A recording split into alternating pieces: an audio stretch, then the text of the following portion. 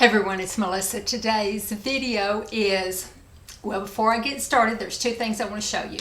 The first is a new top that I bought for the fall, and I wanted to go ahead and show it. It's still a little damp from washing it and laying it out flat last night, but I wanted to show it. I don't know if it's going to sell out or not. I think I'm going to get me another color. But it is this little top on Amazon. I love the crisscross detail. These straps stay up really, really well.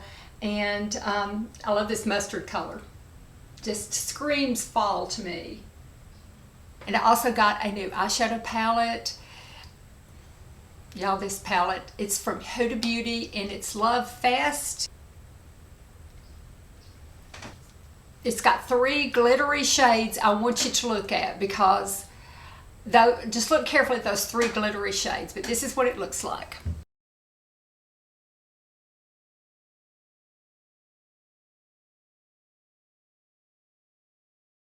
So I saw this online and I thought, if that's even half as pretty in person as it is online, I'm gonna love it. And it was. And I think I like it even better than I thought. I was a little worried about those 3 glittery shades because they have quite a lot of glitter in them. So I have been wearing it with, and I have it on today actually, those glitter shades on there. All 3 of them layered. I've packed it on. I've put it in different sections. To see how it would wear. First thing is, it isn't quite as glittery as you think it is. It's got some shine to it, but it's not falling down glitter all over the place. The second thing is, doggone it, this palette, I can wear it all day long. Not a single speck of glitter gets down here like on every other eyeshadow palette I've tried with glitter on it. Not a speck.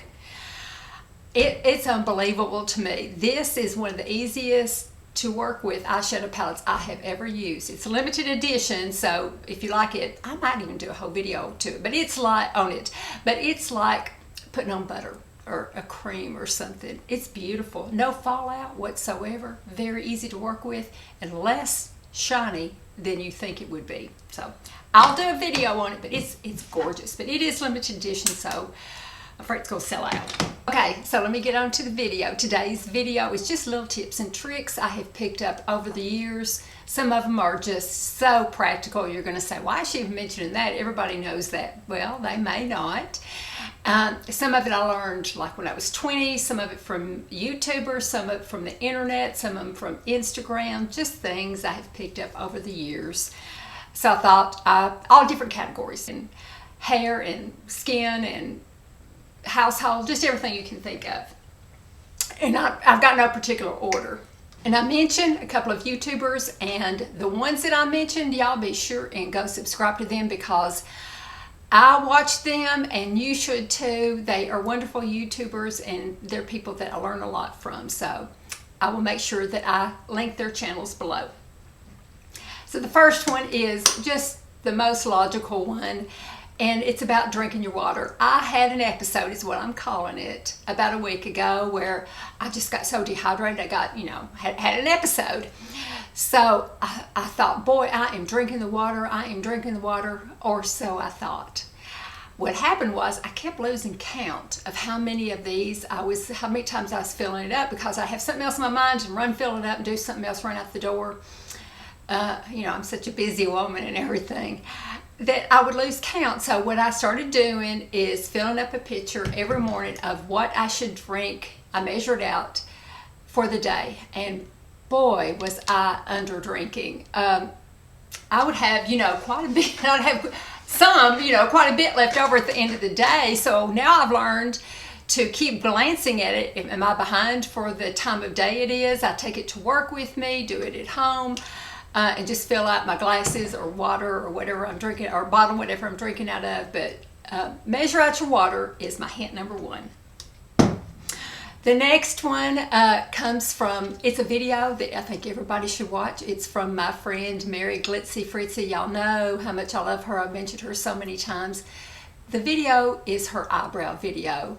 She just does such a magnificent job. Her eyebrows are a work of art. I think she does the best eyebrows on YouTube or Instagram or anywhere else. I'm not even gonna show you. I can't even begin. I'm starting to try to attempt even to try to get my eyebrows to look like hers. I haven't even got in the same ballpark yet, but I'm attempting to. I always had real thick eyebrows until I plucked them within an inch of their lives, and so now I don't anymore. And so I've worked with Mary, and she's been trying to sort of teach me a little bit. So watch Mary's eyebrow video. That's the first one. The next one comes from Mary Ellen After 60. Another one I dearly love. You have to go subscribe to her also. And she mentioned something that bothers her, and yes, it does. It's when you're washing your face and the water and the soap and everything runs down your arms, and it just gets all icky, and it's just not fun, you know. It's just not fun, a fun thing to happen. And it's been a while since I watched this video, but I believe, if I'm not mistaken, Mary Ellen, that she cuts a piece of hosiery off and makes a wristband out of it. And so when she washes her face, that catches it, and you know, there you go. She doesn't have it running down your arm. So I have started doing that. And sometimes I use this. This is one of those scrunchies that, you know, supposed to absorb the water in your hair when you put it on. And I just do it like that and kind of flip it up, and that catches it too. But Mary Ellen's tip is just a great one that everybody needs to do. Next one is how I tightline. And I actually yesterday did a little TikTok video. I know some of you don't watch TikTok, so I thought I would take it and insert it here right now. But what I wanted to mention was another YouTuber that uses one of the pencils that I demonstrate in that video. It's this pencil right here that's sometimes easier to tightline with any bigger pencil. This is just the one that I use because my friend, Ms. Vicky, another one that I absolutely love, and you need to go subscribe to her channel, she mentioned that she used it and how much she really liked it, and I thought, I have that, and I bet it would be easier to tightline with that rather than a smaller pencil. So I'm going to show the video, but when I talk about this, using this pencil, be sure and remember that I got the idea of using the pencil from Ms. Vicky. The hardest part about makeup for me has always been tightlining. Tightlining is where you take eyeliner pencil and you rub it across your upper rim. It's just something about it, maybe because I don't wear contacts, I don't know, but there's something about that eyeliner coming toward that area up there. It just freaks me out and makes me blink and everything. But I have come up with about 3 workarounds that I've been able to actually tightline, so I thought I would share them today. The first one is take your pencil, but instead of going up there into that top rim, go to the bottom rim first. Put it right there, close your eyes and tilt it up, and then rub it back and forth. And that way your eye is already closed, you're not blinking, and it won't get on your bottom one. If it does, you can kind of wipe it off. But it will really get right underneath there with your eye closed. And the next one is, if that still kind of bothers you a little bit because it's, you know, a tiny liner coming towards you, try a larger eyeliner pencil. For some reason, it's just, psychologically maybe, it's just a little bit easier for something larger to work in that area. Just do the same thing, put it there, close your eye, tilt it up, and then wipe it back and forth, and you'll get it on there. The third one is the Laura Mercier method. This is how I originally learned to tightline, oh gosh, years ago. But what you do is, this is a MAC brush, but it's just like Laura Mercier's brush. And you'll see it's flat this way, and it's flat coming at you too. And that really matters. So you dip it into your eyeliner or a liquid or the kind that you add water to, or you could even rub it on a pencil, eyeliner pencil, and get the liner on there. And then you actually push it up underneath your lashes like that. And get more on there as you need to and push it up underneath there. And it will get right on that tight line. And for some reason, it's just such an easy thing to do. You can kind of blink down, blink down, blink down, close your eyes on it, and you're tightlining before you know it. It really does work. So give it a try. So thank you. And the next one I learned about from another YouTuber, JD, and this is this pick. Now I want you to look at it, okay? So as you can tell, it's plastic and smooth, and it has bigger teeth, and they're spaced further apart, kind of like fingers would be. The good thing about it is, at JD, I think she said she got hers from like a Clinique gift with purchase. I feel like I'm crooked. There we go. from a Clinique gift with purchase, and I found mine on Amazon. I bought 2 of them, one for upstairs and one for downstairs, but I love these. If you've got really fine hair that just wraps around itself and tangles, this is better than a tangle tease. It's better than a wet brush. It is the best thing for getting out tangles without pulling your hoe, breaking off your hair so terribly, that I have ever used, and I appreciate her mentioning that because it really does a good job. And the next one is what kind of bra to wear when you wear something that needs a strapless bra. And people ask me which bra I use, and I haven't found one that, I mean, some are better than others. It isn't so much the bra, but how you wear it that I have found, because they all start sliding down unless, and I have mentioned this before, but I've improved on it. So I buy convertible bras where the straps come off, and I take the straps, they're nice and stretchy, and I put them around underneath where the band of the bra is and fasten them. The bottom, you know, where the bottom of my bra is, and then I fasten it like that. So that really holds your bra up and works really well. But something even better is clear straps. I found these on Amazon. They get fingerprints all over them. But and they're a little harder to adjust because they're plasticky and kind of sticky, almost a gel consistency. It's real strange, but the stickiness is what's great. So I will put it around the band of my bra, and I will press in on it, and it sort of sticks to the bra and sort of sticks to my skin, and it doesn't go anywhere. Sometimes these, periodically through the day, you have to check them because they'll kind of roll a little bit. This doesn't. These plastic ones, you just put them around the base, stick, and then they, you know, no problem whatsoever. The ones I found are in different widths. This one's the medium. You can get a thinner one or a thicker one according to what size you need to, you know, help hold your bra up. But these are great. Now the next bra trick, this didn't work for me, but it may for you. So I found a girl that demonstrates it. It worked better for her than it did for me. She was able to make it work, but she said a lot of people like it. So I'm going to write, the first link that I have is going to be her video. I hate to put her video up here because I don't have permission, so I will link it. But basically what it is, you take a bra with straps on it and you put it on, okay, like that. And then you hook it in the back so it's hooked. And so you take this strap and put it over your head, over your arm, and underneath your arm, and then, you know, pat it down.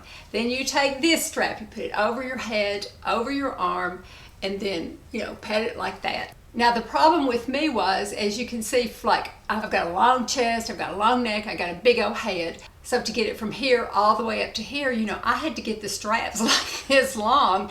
So the time I got it over and under and over and under, over all of this length, you know, I had to do the straps out as big as they would go, and I put them underneath here and they just flopped around. So it didn't hold me up whatsoever. It just bunched all up there. So that didn't work for me. But if you're built more compact, it might work for you. But it just didn't for me. But watch her video down below. So the next one's a little household hint. I was 17 when I got married the first time. I know, I was young. But we lived in married housing at the college that he went to. And so I wanted to make my house, you know, real cute and everything. So I remember reading this article, and it doesn't really make sense now, but it stuck with me, and I've been doing it ever since. It said that cockroaches like dirt in your kitchen. So they like to get in your cabinets, it said, and eat the dirt around the edges or crumbs or whatever. And they like to get in your drawers, like your knives and forks and stuff. Now, how they get in there, I don't know, but this is what it said. And I was 17, remember, so I thought, well, that makes sense.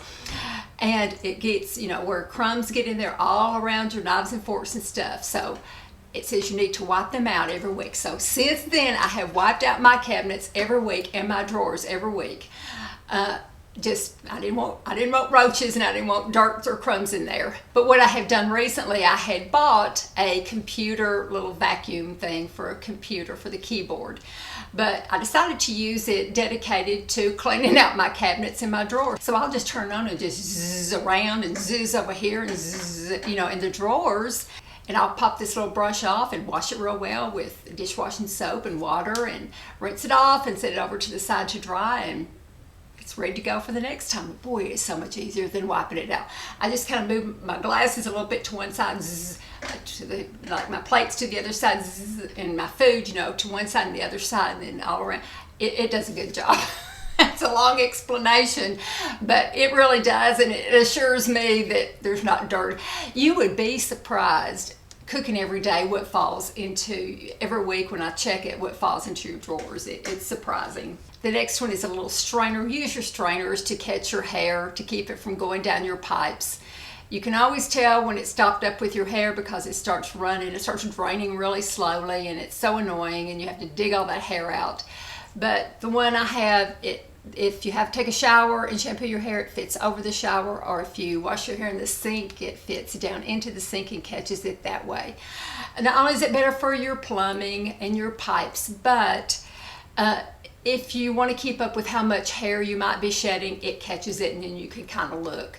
I like to kind of monitor it to see if I need to go back on my naloxone, or if I need to start derma rolling a little bit more often. It just sort of helps that way, so I like to use these. The next one is some people like to shampoo their hair at night, and then they'll put their hair up in a bun while they sleep. When they take it down, their hair is smooth and full, and it looks really pretty.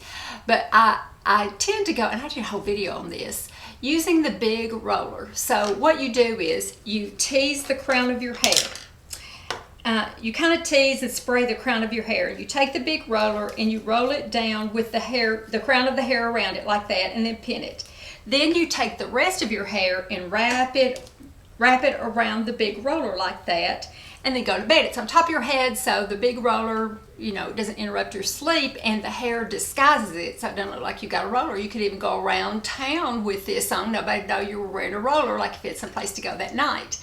And when you take your hair down, this sort of acts as an anchor to wrap your hair around and make the bun, so it kind of smooths it out even more than just a regular bun. So your hair is just nice and smooth and full, and then you've got some extra height at the crown, so the big roller. The next one is just what Doug and I do. We don't have a lot of cabinet space, so we take things out of boxes, cereal and crackers, and anything that we can, we take out of the boxes because it saves room, and we like to stack it up that way.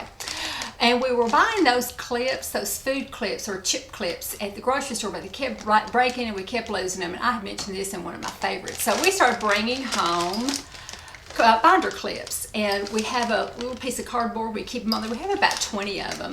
And so we'll take the cereal out and roll it up, and then just stick on that binder clip, and then we can just stack them up like that and save tons of room, and it keeps it fresh, and it just seems like you always have lots of binder clips. So use binder clips in your kitchen. Okay, I had made a list and I left it downstairs, so I can't think of anything else that might be on that list. If it is, I will insert it right here, right now. But if not, I'm gonna go ahead and say goodbye.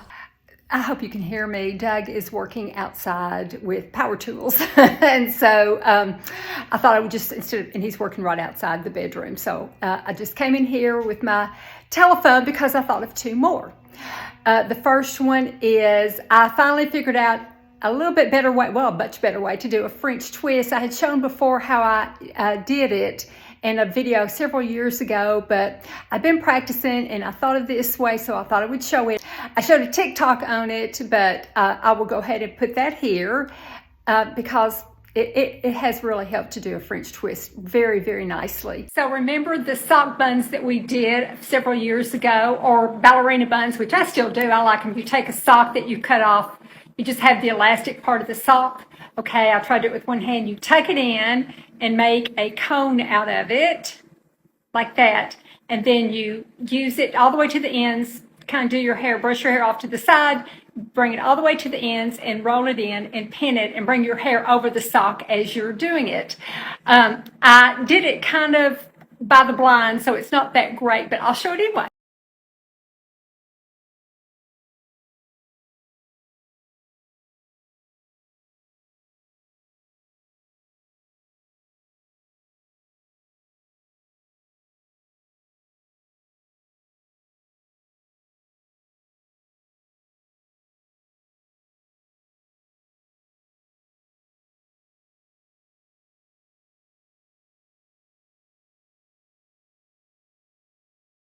the next one I forgot to mention is, and I mentioned it several times before, but I will again. It's the motion of like when you fiddle with your skin, either taking off your makeup or putting on your skincare. Usually you wash your face twice a day, whether you do cream, whether you do soap, whether you take it off with a washcloth or tissue or whatever, to maybe think about doing the upward motion. I learned this at a Mary Kay party when I was 19, 20 years old. I have done it every day, twice a day for 47 years. Just go up this way, up, up, up, up, up this way, around like that. When you're taking off your makeup, when you're putting on your skincare, I will put it on and then pat, and then put it on and then pat, you know.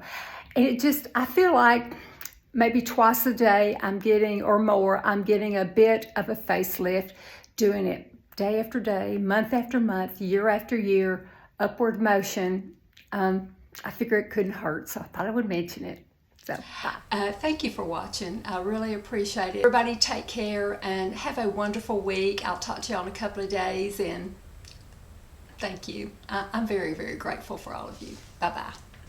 Okay, I have got a joke, and it's a really bad joke, but I'm going to tell it anyway. I told it on Instagram, but not all of you watch Instagram, so I'm going to tell it here. And it's bad, but I'm going to tell it. Okay, so here goes. A piece of key lime pie is $1.50 in Barbados. A piece of key lime pie is $1.75 in Jamaica. These are the pie rates of the Caribbean. Oh my gosh, it's so bad. And I started laughing. Well, my grandkids liked it anyway, but it's bad.